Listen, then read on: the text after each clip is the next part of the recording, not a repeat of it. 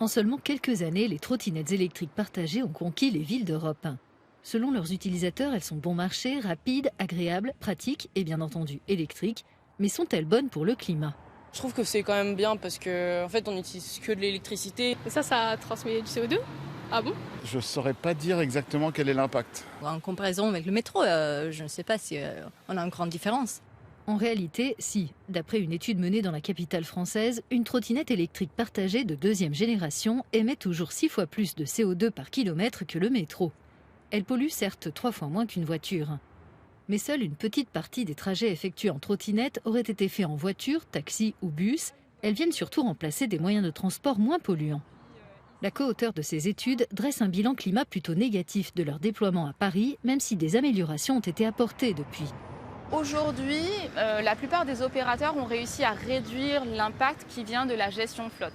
Et de ce fait, la majorité des émissions de gaz à effet de serre provient de la manufacture de la trottinette. Elle a une petite batterie qui a un coût, une empreinte carbone qui n'est pas négligeable, mais principalement, elle est conçue avec un cadre en aluminium. Et cet aluminium-là a un poids carbone très très élevé.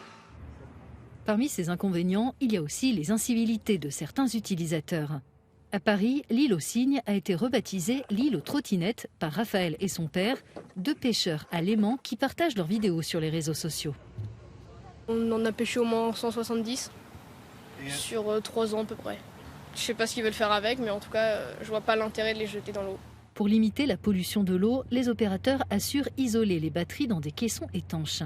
Mais selon ce scientifique, la protection parfaite n'existe pas. On manque d'études sur la manière dont ces batteries se corrodent une fois qu'elles sont abandonnées dans l'environnement. Probablement des métaux comme le nickel, le plomb, le mercure, qui sont présents pas en des quantités énormes, mais qui existent dans ces batteries, sont les plus dangereux pour l'environnement. Mais il ne faut pas négliger la création de ce qu'on appelle des nanoparticules, qui sont des petites particules qui emportent avec elles les métaux et qui se faufilent à peu près partout dans les tissus vivants et qui peuvent contaminer toute la chaîne alimentaire. Une chose est sûre, le business des trottinettes électriques est florissant en Europe avec des revenus qui devraient croître d'environ 15% par an jusqu'en 2026. Mais contribueront-elles vraiment à la réduction des émissions liées au transport ?